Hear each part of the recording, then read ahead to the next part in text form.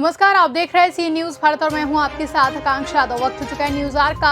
रुक करेंगे इस वक्त की खास खबर की तरफ, जहां खबर उत्तर प्रदेश के जनपद मऊ से है, जहां पर पारिवारिक रंजिश को लेकर राम भगत उर्फ बबलू यादव अपनी भाभी पर नकेल कसी है। जहां विपक्ष अनुपमा देवी के भाई अनुज कुमार यादव का आरोप है कि मुझे व उसकी बहन को प्रताड़ित किया जा रहा था और वो लोग लगातार प्रताड़ना सह रहे थे। खबर उत्तर प्रदेश के जनपद मऊ से है, जहां पारिवारिक रंजिश को लेकर राम भगत उर्फ बबलू यादव अपनी भाभी पर नकेल कस रहा है। विपक्ष अनुपमा देवी के भाई अनुज कुमार यादव का आरोप है कि उसे और उसकी बहन को प्रताड़ित किया जा रहा था। वहीं राकेश यादव अनुपमा के पति ने अपने वायरल वीडियो में संकेत किया है कि वो एक सच्चा सिपाही कांस्टेबल के पद पर कार्यरत रहते हुए वो और उसकी पत्नी महफूज नहीं है। मामला जेवर और जायदाद का है। वीडियो में राकेश यादव ने कहा कि वह अनुपमा देवी के पति का बयान है कि मुझे और उनकी पत्नी को प्रताड़ित आए दिन किया जाता है। ये एक पारिवारिक विवाद है। 22 अगस्त 2021 के दिन जब उनका साला अनुज यादव उनके घर राखी बंधवाने गया तो राम भगत उर्फ बबलू तथा पिता सत्यदेव यादव से अपशब्द का प्रयोग करने लगा, जिसके बाद बबलू यादव ने राजनीतिक तेवर दिखाते हुए मारने पीटने की धमकी दी है। नमस्कार, मैं रामकृष्ण भारती, सी न्यूज संवाददाता। उत्तर प्रदेश मऊ जिला के रतनपुरा ब्लॉक के समीप पहुंचे हैं मरली बरनपुरा। चर्चाएं करेंगे बबलू यादव, राम भगत उर्फ बबलू यादव के पारिवारिक विवादों से लेकर के। हम अनुज यादव जी के पास पहुंचे हैं। अनुज यादव जी उसके एवज में क्या बोल रहे हैं सुनते हैं उनके ही खुद बयानों से। अनुज जी, क्या मामला रहा है, किस तरह का मामला रहा है? कई दिनों से भाई, लगभग महीनों हो गए आप लोगों का विवाद हटने का नाम नहीं ले रहा है। क्या मामला है? 22 अगस्त से मामला है। मेरे ऊपर आरोप लगाया गया कि मैं संपत्ति हड़पने के लिए ये सब नाटक कर रहा हूँ। मैं जो लोग भी सुन रहे हैं, प्रदेश के लोग, मैं आप लोगों को बता देना चाहता हूँ कि मेरे बेटे का नाम आरू चौधरी है। एक बेटा है और एक बिटिया है मेरी, दोनों ट्विस्ट जुड़वा हैं। और मेरे बेटे के बाद लगभग 3.5 हेक्टेयर यानी अभी भी 16-17 बीघे करीब जमीन मेरे नाम। बबलू यादव के पिताजी का आरोप है कि भाई अनुज यादव मेरे संपत्ति को देख करके वो राकेश यादव गूंद लिए हैं उनके बच्चे को। इस परिपज में ये हड़पना चाहता है मेरा जायदाद। आप क्या कह रहे हैं? उनका तो ये आरोप है कि भाई आपके बच्चे को राकेश जी गोद लिए हैं, इसलिए आप लोग बड़े परेशान हैं, बड़े मेहनत कर रहे हैं कि हो सकता है दौलत आपको हो जाए। उनका कहना है इस प्रकार की कोई बात नहीं है, ना ही मेरे अंदर इस प्रकार की कोई भावना है। मेरे पास अभी भी 16-17 बीघे ज़मीन है। मैं भी अकेला हूँ, मेरा बेटा भी अकेला है। और जो कह रहे हैं कि गोद लिए हैं, तो यदि गोद लिए रहते तो ये नज़दीक से देख लीजिए, मेरे बेटे का जन्म प्रमाण पत्र है, इसमें उसका पिता कौन है देख लीजिए महोदय। इसमें पूरी प्रदेश की जनता इस चीज़ को जाने कि कितने सही वो लोग बोल रहे हैं और कितने बड़ी संपत्ति वाले लोग हैं। और ये परिवार रजिस्टर की नकल है। परिवार रजिस्टर में देख लीजिए वो लड़का किसका लड़का है। और नमस्कार,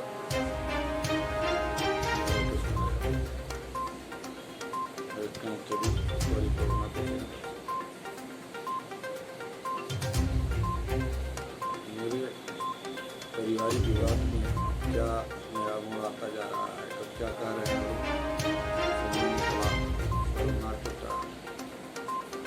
खत्म कब क्या कर देते हैं करने की कोई सिलसिला नहीं बन रहा है। कई बात गोद लेने की, गोद क्यों लूँ मैं संतान को 4 बच्चियाँ भी जीवित हैं। चारों बच्चे कल धरातल पर जब समय आएगा तो देखने को मिलेगा क्या उन लोगों को कुछ मिला है कि नहीं मिला है। लोगों का आशीर्वाद चाहिए। बच्चे हमारे क्या कर पाएंगे और क्या नहीं कर पाएंगे। शर्म आती है घर जाने में। मैं जाता रहा हूँ अक्सर घर, बदतमीजी से पेश होते मुझे बेइज्जत करके भगाते हैं लोग। बीवी मेरी साथ रहती है तो लेकर रोता हुआ चला अपना।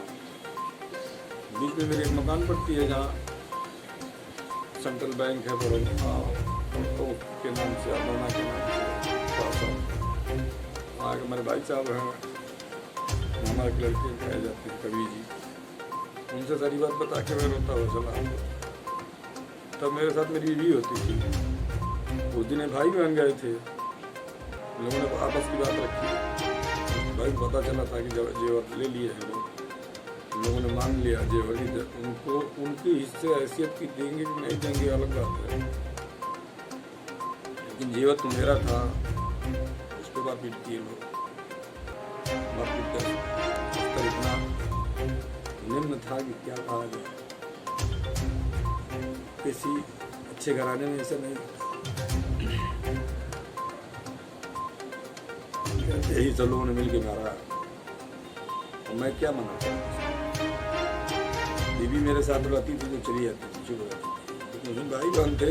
अब ये दोनों बात कर रहे हैं तो उस बीच में मैं क्या बोलने जाऊँ। परिवार तो छूट ही गया, माँ बाप भाई हमारे कोई नहीं रहे। ये है इसके साथ भी तो सुबह इसका साथ देता हूँ ये भी छूट जाएगी, मैं अकेला हो जाऊँगा।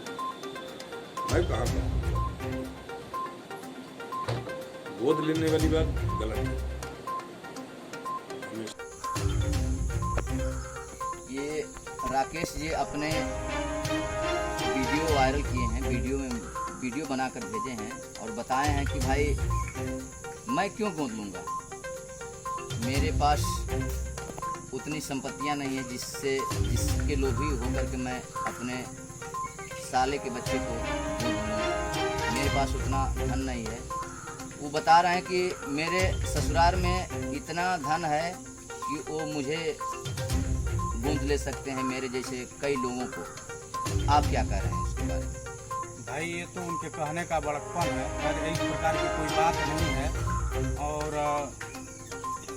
जो भी है कि जो अपने मुंह से सच्चाई बता रहे हैं तो उस सच्चाई को जनता के बीच में लाना आप लोगों का कर्तव्य है। मैं चाहता हूं कि उनकी भी बात को जनता में पहुंचाई जाए कि क्या सच्चाई है, जिससे इस प्रकार की गफलत जो लोग ये लोग फैला रहे हैं उसका समाप्ति हो सके। वायरल वीडियो कई ठो समाचार बनाए गए हैं, कई ठो वीडियो बनाए गए हैं, लगभग दसों वीडियो बनाए गए हैं मेरे द्वारा और चैनलों के द्वारा बनाए गए हैं। इसमें विवाद ही विवाद नज़र आते हैं, पता नहीं चलता है आज सच्चाई क्या है। ये राकेश जी कह रहे हैं कि भाई मैं अपने ससुराल वाले के फेवर में नहीं हूँ, मैं स्वयं एक कांस्टेबल हूँ और मेरा कार्यरत रक्षा देश का करना है। मैं जब भी घर जाता हूँ मुझे ऐसा लगता है कि मुझे किसी जेल में रखा गया हो या कहीं ऐसे स्थान पर रखा गया हो।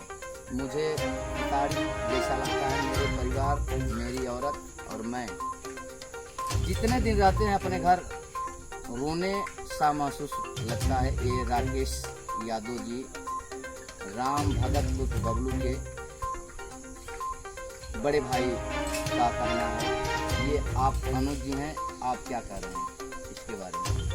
भाई इसके बारे में हमको क्या कहना है, जो उनकी याद बीती है वो तो खुद ही बता रहे हैं। जिस प्रकार की उनके साथ घटना घटी है और मेरे साथ उस दिन की घटना, तो मैं भगवान का लाख बार शुक्रगुजार हूँ कि दीदी का जान बच गया। उनके फायर करने के बाद मिस नहीं हुआ होता तो आज दीदी इस दुनिया में नहीं होती। मैं एक बार फिर उत्तर प्रदेश सरकार माननीय योगी जी से मऊ के एसपी यानी पुलिस अधीक्षक महोदय से एक बार फिर मैं गुहार लगाना चाहता हूं कि हम लोग बहुत ही सहमे हुए हैं, किसी तरह से भाग कर जीवन बिता रहे हैं। वैसे अपराधी कृत्य के आदमी को जल्द से जल्द गिरफ्तार किया जाए, मैं यही मांग करता हूं। डर है आपका? राम भगत यादव उर्फ बबलू, ग्राम तलरमा, बक्ची डाणी डी। अच्छा, उनके पिताजी आपसे नोक झोंक किए नहीं है? अरे भाई उस दिन दीदी के ऊपर गाली देने लगे, दीदी के ऊपर अच्छा, उनका आरोप हाथ ये चढ़ा है, दिए। बबलू जी का आरोप ये है कि आप की बहन रहती है आपके घर, यानी मरेली रहती है, आप क्यों उनको राखी के दिन लिवा कर वहाँ गए थे? आप स्वयं यहाँ दीदी वहाँ गई थी, मैं लिवा के नहीं गया था, दीदी गई थी वहाँ पे, मैं भी गया था, पिछले साल भी वहीं पे राखी बंधी थी, पता कर लीजिएगा। नहीं, वो बता रहे थे बबलू जी ठीक कि है, वो अपने झूठ- बहन के यहाँ गए थे, स्वयं अपने बहन, उनकी बहन वहीं गई थी, स्वयं वहीं आप राखी बनवा लिए। झूठ बोलने की आदत है उन लोगों की, तो झूठ में तो कुछ भी बोला जा सकता है। पिछले साल भी वहीं पे राखी बंधी थी, इस साल भी वहीं पे बंधी, तो अनुज जी का कहना है कि भाई राखी ये पवित्र त्योहारें हैं, पवित्र बंधन माना जाता है, मैं कहीं भी अपने बहन से राखी बनवा सकता हूँ। इनका कहना सत्य है 100%। मान लीजिए कि राखी मैं साजिश के तौर पे राखी का त्यौहार मैंने तो रखा नहीं था, कैलेंडर मैंने बनाया था क्या? कैलेंडर तो मैंने बनाया नहीं था, राखी का त्यौहार था। और मान लीजिए कि दीदी उनसे पूछ रही थी तो वो कुछ कह रहे थे, चाहे मान लीजिए कि थप्पड़ चलाए चाहे गाली दिए, उनको आने की क्या जरूरत थी? अनुज जी का कहना है कि भाई वो आपसी उनका पारिवारिक मैटर था, मामला था, उसमें मेरा कोई दखल अंदाजी नहीं था, पर उन्होंने मुझे देखे और मेरे ऊपर भी हमला किए, यह सत्य है।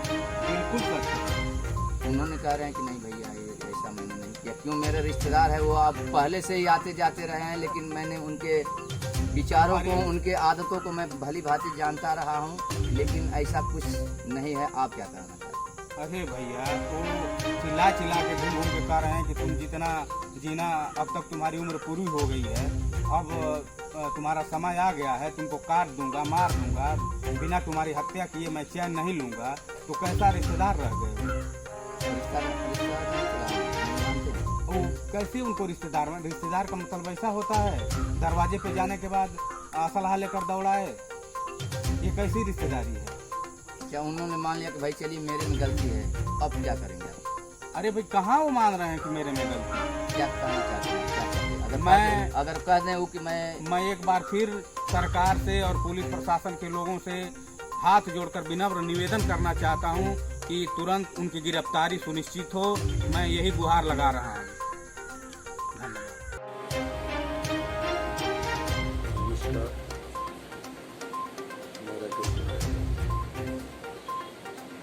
चलू सॉरी कोरोना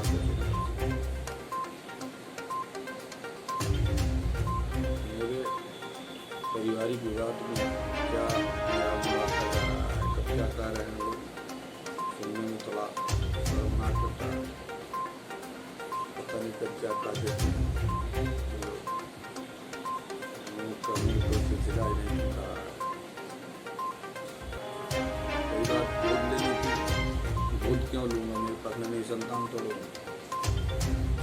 4 बच्चियाँ भी जीवित हैं, चारों बच्चे और धरातल पर जब समय आएगा तो देखने को मिलेगा हम लोगों को कुछ मिला है कि नहीं मिला है। आप लोगों का आशीर्वाद चाहिए, बच्चे हमारे क्या कर पाएंगे और क्या नहीं कर पाएंगे। शर्म आती है घर जाने में। मैं जाता रहा हूँ अक्सर, बदतमीजी से पेश होके मुझे बेइज्जत करके लगाते हैं लोग। बीवी मेरी साथ रहती है तो देख के रोता हुआ चला अपना। बीच में मेरी एक मकान पड़ती है जहाँ सेंट्रल बैंक है बड़ौदा के नाम से, अडोना के नाम से पास। वहाँ के मेरे भाई साहब हैं, मामा के लड़के कहे जाते हैं कवि जी, उनसे सारी बात बता के मैं रोता हुआ चला। तब मेरे साथ मेरी बीवी होती थी, उस दिन भाई बहन गए थे, लोगों ने तो आपस की बात रखी, उसके भाई को पता चला था कि जेवर ले लिए हैं लोगों ने मान लिया जेवर की, उनको उनकी हिस्से हैसियत की देंगे कि नहीं देंगे अलग बात है, लेकिन जेवर तो मेरा था, उस पर बात पीट किए लोग। स्तर इतना निम्न था कि क्या कहा जाए। किसी अच्छे घराने में ऐसा नहीं, यही सब लोगों ने मिल के मारा, तो मैं क्या मना करूं। बीवी मेरे साथ रहती थी तो चली जाती थी, चुप रहती थी। भाई बहन थे, अब ये दोनों बात कर रहे हैं तो उस बीच में मैं क्या बोलने जाऊँ। परिवार तो छूट ही गया, माँ बाप भाई हमारे कोई नहीं रहे। ये है, इसके साथ भी अगर कुछ हुआ, इसका साथ देता हूँ, ये भी छूट जाएगी, मैं अकेला हो जाऊँगा। मैं कहाँ कहूँगा,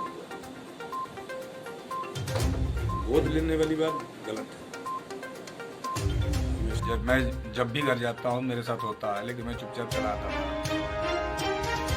मेरे साथ मेरी बीवी होती थी, मैं रोता हुआ चला आता था। 20 साल भाई बहन गए थे, उन लोगों के साथ जो हुआ वो अपना पुलिस आई, मारपीट दोनों चीज़ देखी, जो उचित हुआ वो लोग किए, उचित धाराओं में चालान भी हुआ इन लोगों का। बीच बीच में एक विवाद पैदा कर रहे हैं कि गोद लिया हूँ, क्यों गोद लूँगा किसी को, अन्य संतान नहीं हूँ। मेरे पास 4 बेटियाँ हैं, चारों अच्छे से पढ़ रही हैं, कुछ न कुछ धरातल पे दिखाएगा जिस दिन समय आएगा। आप लोगों का आशीर्वाद चाहिए जनमानस का। बच्चियां कुछ कर नहीं सकती, वो 2 आदमी लेता है जिसके पास अथाह संपत्ति हो, उसको खाने वाला ना हो, नहीं संतान हो। मैं क्यों गोद लेने जाऊंगा? वो उस परिवार से बिलोंग करते हैं, हमारे जैसे कई लोगों को खुद गोद ले सकते हैं। मेरे पास क्या है? मेरे पास तो एक पाई भी नहीं है, जो था वो भी बेच दिए। देंगे, अभी बचा है वो भी देंगे कि नहीं देंगे? जब देंगे तब मेरे पास होगा ना, मेरे पास तो कुछ है ही नहीं। अपने जेवर मांगे सब। साल पहले उनके पिताजी, उनके भाई राकेश यादव की शादी, एक बेमेल की शादी हुई थी, बिना दहेज की शादी हुई थी। क्या करते हैं, क्या मामला है? बिना मेल की शादी हुई थी तो शादी किए होते, ये बताइए।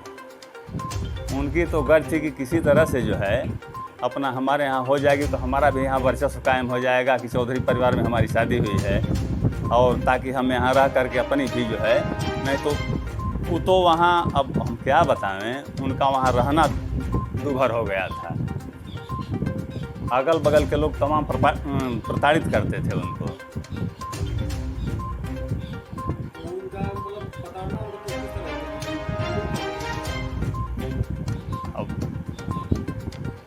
भाई कोई जैसे मान लीजिए कोई आ करके दूसरी जगह बसने लगता तो उसको दिक्कत नहीं होती है, परेशानी होती है। हाँ, देवरिया के वो रहने वाले हैं, यहाँ के मूल निवासी नहीं हैं वो।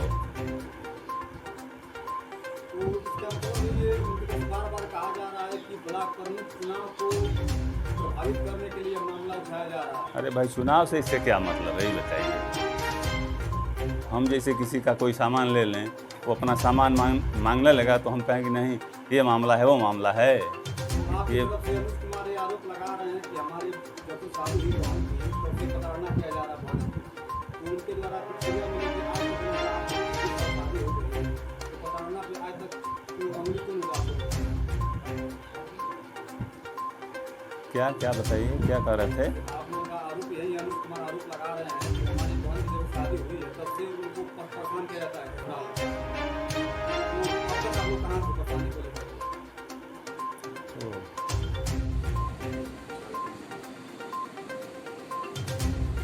बीच में कहा गया कि शादी बेमेल शादी कैसे हो जाएगी? बड़ा पूरा सहयोग रहा है मंडली का हमारे परिवार। उन लोगों के यहाँ सब तमाम चीज़ें आके घर पे बांस बल्ली क्या क्या सब जो भी आवश्यकता होती है, वो सब चीज़ सब मंडली से ही पूरा होता था। तो बेमेल क्या, वो मोहब्बत थी, आपसी सहयोग था, सबका संबंध था, और रिश्ते में बदल गया तो बेमेल कैसे हो गया? ये कैसे कह रहे हैं बेमेल शादी हो गई? ऐसा नहीं, बेमेल में 5 बच्चे तो होते हैं। आज भी हम लोगों के इतने अच्छे संबंध है कि लोग इसकी चर्चा करते हैं कि आत्माओं में से किसे पड़ती है। देखने वाले लोग कहते हैं कि क्या क्या कुछ करके रखे हैं कि भैया को लाती ही बात सुनते हैं। लोग कहते हैं इसको बेमेल कहना बड़ा ही शर्मनाक बात है, ये गलत बात है कि आप बेमेल कहते हैं। ये नहीं है जगदम्बा गवाह है, मैं जगदम्बा पुजारी हूँ और ये सब बातें गलत है। माँ भगवती चंदा काम के उसे क्या कहूँ, क्या कह देंगे क्या नहीं कह देंगे। अपनी बात बनाने के लिए तो कुछ भी करेंगे। राजनीतिक मंच चलाते हैं तो राजनीतिक वाला हम लोग नहीं है, तो नागरिक जैसे वाले जाते हैं। जीवन जीना है। मैं उस दिन गया होता तो मैं मारा जाता। 150 श्योर मेरी हत्या होती है। कई बार प्रयास कर चुके हैं, 2 बार कोरोना आके प्रयास कर चुके हैं। मैं नहीं बोल पाता, लेकिन इस बार गलत किए हम लोग तो गलत का जवाब उन लोगों को मिलना चाहिए। प्रयास इन लोगों को यही था कि मैं आ जाऊँ, लोग बौखला रहे हैं, इधर उधर की बातें कर रहे हैं, इधर उधर बोलना पड़ रहा है, लेकिन मैं बौखलाऊंगा नहीं। प्रशासनिक सेवा में जिम्मेदार पद पे है और हम ही बौखला जाएंगे तो क्या, ऐसी बौखलाहटें बहुत आती हैं। बौखलाने वालों से नहीं हूँ, लेकिन इन लोगों को बौखलाहट हो रही है। क्या हो रहा है